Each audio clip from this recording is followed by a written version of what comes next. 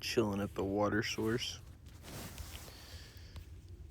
because I made some coffee and that's heavy. And I gotta drink this before I can fill it up and throw it in the Camelback. So,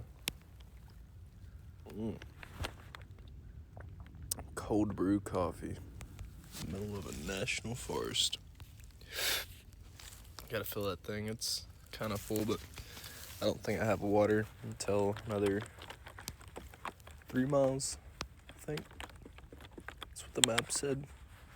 I have no idea. I'm terrible at reading maps, but yeah, I got a little while to get water again, so I'm hydrating. I'm gonna drink as much of that as I can, and then pour me another bag, purify it.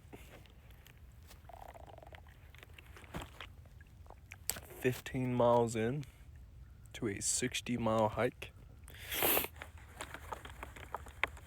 and I think this coffee's gonna do some good. Cheers.